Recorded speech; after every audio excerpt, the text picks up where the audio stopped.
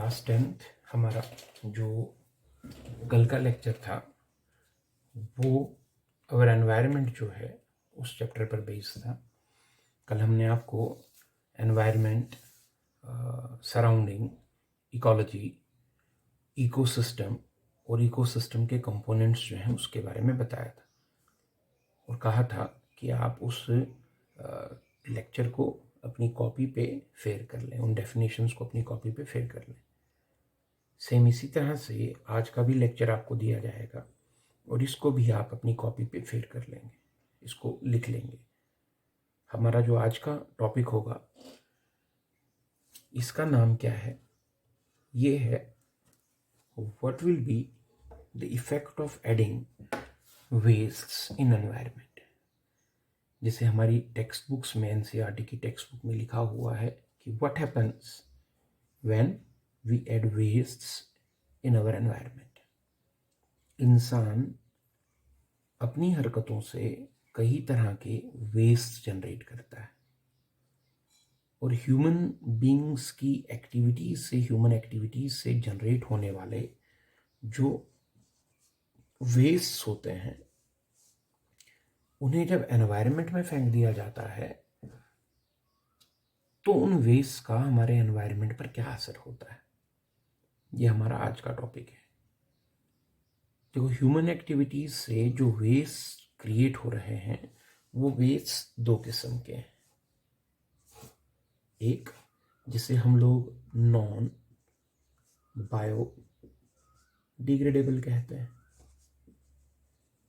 Non biodegradable waste, और दूसरा जिन्हें हम लोग बायोडिग्रेडेबल वेस्ट कहते हैं। ये दो तरह के वेस्ट ह्यूमन एक्टिविटीज की वजह से नेचर में रिलीज हो रहे हैं। जो नॉन बायोडिग्रेडेबल वेस्ट हैं इनमें पॉलीथीन है,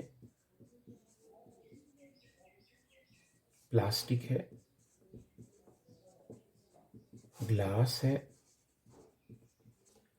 ये वो वेस्ट हैं जिन्हें जब नेचर में, एनवायरनमेंट में रिलीज किया जाता है, फेंका जाता है, तो वहाँ जो हमारे नेचर के क्लीनर्स हैं जिन्हें हम डिकम्पोजर्स कहते हैं, बैक्टीरिया, फंजाई, उनकी ये कैपेबिलिटी नहीं है, उनमें ये काबिलियत नहीं है कि वो इन नॉन बायोडिग्रेडेबल वेस्ट को डिकम्पोज कर सकें, सड़ा सकें, गला सकें और कुदरत में मिला सकें। और यही वजह है कि जो नॉन बायोडिग्रेडेबल वेस्ट हैं, that means the waste which cannot be decomposed by our decomposers, bacteria and fungi, they will remain in the environment। वो environment में as it is पड़े रहते हैं और काफ़ी देर तक environment में पड़े रहने की वजह से वो environment को pollute करता है। हमारे क्लीनर्स, बैक्टीरिया, फंजाई जो डिकम्पोजर हैं वो इन वेस्ट को क्लीन करने में कैपेबल नहीं है। और ये बायोडिग्रेडेबल वेस्ट जो होते हैं इंसानी हरकतों की वजह से जब ये क्रिएट होते हैं, नेचर में रिलीज होते हैं, तो ये बहुत बड़ा प्रॉब्लम क्रिएट करते हैं। अगर इनको हम सॉइल में फेंक दें, जैसे पॉलीथीन हम सॉइल में फेंक देते हैं, प्लास्टिक हम सॉइल में फेंक देते हैं, तो सॉइल के अंदर ये नॉन बायोडिग्रेडेबल वेस्ट इकट्ठे होते रहते हैं और सॉइल पोल्यूशन का कॉज बनते हैं। इससे हमारी अर्थ की फर्टिलिटी जो है वो ख़त्म हो जाती है, कम हो जाती है और सॉइल पोल्यूशन का कॉज जो है इससे क्रिएट होता है। इन्हें अगर पानी में बहा दिया जाए तो ये वाटर पोल्यूशन का कॉज बनते हैं और हमारी जो एक्वेटिक लाइफ है उसको ख़त्म करने के लिए, उसको तबाह करने का एक रीज़न बन जाता है। आप देखते हैं किस तरह से हमारा यूज़ किया हुआ प्लास्टिक, पॉलीथीन वगैरह नालियों में, नालों में जमा होके उनको ब्लॉक करके फ्लड लाइक सिचुएशन जो है वो क्रिएट करता है। इसके अलावा इन वेस्ट को अगर हम जला दें तो इनसे निकलने वाला जो जहरीला धुआं होगा, उसमें जो पॉइजनस गैसेस होंगी वो एनवायरनमेंट में, एटमॉस्फेयर में भरेंगी, बढ़ जाएंगी और उससे भी तबाही होगी। सो air pollution, soil pollution, water pollution, अलग अलग तरह के पोल्यूशन जो है ये नॉन बायोडिग्रेडेबल वेस्ट करते हैं। और वजह ये है कि ये नॉन बायोडिग्रेडेबल हैं, डिकम्पोज नहीं हो पाते। ये हमारे जो क्लीनर्स हैं नेचर के वो इनको क्लीन नहीं कर पाते, सड़ा नहीं पाते, गला नहीं पाते। इसके मुकाबले में जो बायोडिग्रेडेबल वेस्ट हैं, जिन्हें कैसे डिफाइन करेंगे, these are the waste that can be easily decompose by our microbes, by our decomposers, by our bacteria, by our fungi. उनको, इन वेस्ट को वो आसानी से डिकम्पोज कर पाते हैं। अब इन बायोडिग्रेडेबल वेस्ट के एग्जाम्पल क्या हैं? जो भी लिविंग कंटेंट निकलता है, जैसे हम लोगों के एनिमल्स की डेड बॉडीज़ हैं, जानवरों के शरीर पड़े हैं, पेड़ों के पत्ते हैं, सब्जियों के छिलके हैं, हमारा बचा हुआ खाना जो है वो है, ये सारा वेस्ट जो है ये बायोडिग्रेडेबल है। हमारे एनिमल्स का जो गोबर है वो सारा बायोडिग्रेडेबल वेस्ट है। उसे डिकम्पोजर सड़ा देता है, कुछ देर तक वो नेचर में पड़ा रहेगा, डिकम्पोजर उसे डिकम्पोज कर देगा, सड़ा देगा। और डिकम्पोजिशन में क्या होगा, इन वेस्ट के अंदर जो बायोडिग्रेडेबल वेस्ट हैं, जब ये डिकम्पोज होते हैं तो इनके अंदर मौजूद जो न्यूट्रिएंट्स हैं, जो एलिमेंट्स हैं, carbon, hydrogen, oxygen, nitrogen, phosphorus, sulphur, वो सब जो हैं वो रिटर्न कर दिए जाते हैं एनवायरनमेंट को। ये बायोजीओ केमिकल साइकिलिंग है कि लिविंग ऑर्गेनिजम्स ने अपनी बॉडी के अंदर जिन एलिमेंट्स को जमा कर रखा है, डेथ के बाद सारा वो एनवायरनमेंट में वापस चला जाएगा। सो बायोडिग्रेडेबल वेस्ट अर्थ में जब ऐड किए जाएंगे तो इनका इफेक्ट उनसे नॉन बायोडिग्रेडेबल से बिल्कुल उलट होगा, क्योंकि बायोडिग्रेडेबल वेस्ट कुछ दिनों के बाद डिकम्पोजर्स की हरकतों से, बैक्टीरिया और फंजाई की एक्टिविटी से डिकम्पोज हो जाएगा। उनमें मौजूद न्यूट्रिएंट्स जो हैं they will be return to the environment, वो एनवायरनमेंट को वापस दे दिए जाएंगे। इसलिए ये जो बायोडिग्रेडेबल वेस्ट हैं वो ज़्यादा देर तक ज़मीन में, एनवायरनमेंट में नहीं रह पाते हैं। और इसीलिए हम कहते हैं कि बायोडिग्रेडेबल वेस्ट का जो इफ़ेक्ट है वो नॉन बायोडिग्रेडेबल वेस्ट के मुकाबले में कम है, नुकसान इनका कम है। हालांकि इसका मतलब ये नहीं है कि बायोडिग्रेडेबल वेस्ट जो हैं, क्योंकि वो कम खतरनाक हैं, इसका मतलब ये नहीं है कि इन्हें जहाँ मर्जी, जैसे मर्जी और जितना मर्जी जो है नेचर में ऐड कर दिया जाए। ये कम खतरनाक है, लेकिन नुकसान इनका भी हो सकता है। अब इनका क्या नुकसान है? देखो, बायोडिग्रेडेबल वेस्ट जो होता है ये घर है, ये वो जगह है जिसके ऊपर माइक्रोब्स, बैक्टीरिया, फंजाई वगैरह जो है वो पनपते हैं। उनमें से बहुत सारे माइक्रोब्स ऐसे हैं जो बीमारियां भी फैलाते हैं। तो बीमारियां फैलाने वाले जर्म्स जो हैं उनके लिए पनपने की एक जगह जो है वो बायोडिग्रेडेबल वेस्ट है। इसलिए बायोडिग्रेडेबल वेस्ट अगर कहीं आसपास पड़ा हो और उसमें इस तरह के जर्म्स जो हैं वो पनपना शुरू कर दें तो वो बीमारियों की वजह बन सकते हैं। बायोडिग्रेडेबल वेस्ट जो हैं इन्हें अगर पानी में बहा दिया जाए तो ये एक्वेटिक लाइफ के लिए ख़तरनाक हो सकते हैं। बायोडिग्रेडेबल वेस्ट को जला देने पे ये एयर पोल्यूशन का कॉज बन सकते हैं।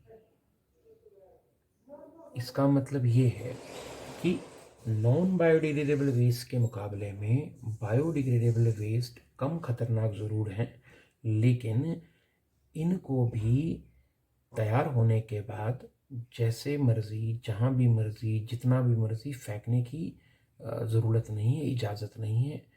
इन्हें भी प्रॉपर मैनेजमेंट के तहत ही नेचर में ऐड करना पड़ता है, छोड़ना पड़ता है। इनका प्रॉपर डिस्पोजल होना ज़रूरी है।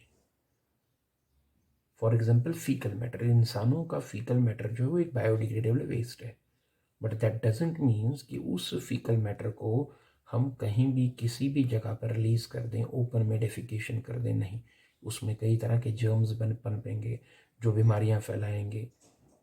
इसीलिए कोशिश ये की जाए, नंबर 1, कि जो इंसान वेस्ट क्रिएट करे उसमें नॉन बायोडिग्रेडेबल वेस्ट कम हो और जो वेस्ट हो वो जितना भी बने बायोडिग्रेडेबल ही हो। लेकिन नंबर 2, ये भी ध्यान रखना है कि वो जो भी बायोडिग्रेडेबल वेस्ट बनता है उसका प्रोडक्शन मिनिमम हो और प्रॉपर डिस्पोजल हो। उसको प्रॉपरली डिस्पोज करना ज़रूरी है। गोबर को किसी अलग जगह पे रख के उसे डिकम्पोज होकर खाद की शक्ल में तैयार करके उसे खेतों में इस्तेमाल किया जाए, न कि उसे पानी में बहा दिया जाए। इसीलिए दोनों तरह के वेस्ट जो हैं वो इंसान के लिए, कुदरत के लिए खतरनाक साबित हो सकते हैं। ये बात ठीक है कि हमें नॉन बायोडिग्रेडेबल वेस्ट का प्रोडक्शन जो है वो पूरी तरह से कम करना चाहिए, बंद करना चाहिए, और बायोडिग्रेडेबल चीज़ें जो हैं वो ज़्यादा इस्तेमाल करनी चाहिए, जो वेस्ट क्रिएट हो बायोडिग्रेडेबल। लेकिन ये भी ध्यान रखना है कि जो बायोडिग्रेडेबल वेस्ट बने वो कम बने। नंबर 2, उसका प्रॉपर डिस्पोजल किया जाए। ये दोनों चीज़ें जो है वो इम्पॉर्टेंट है। तो आज का हमारा टॉपिक जो होगा उसमें आप ऊपर हेडिंग क्या लिखेंगे?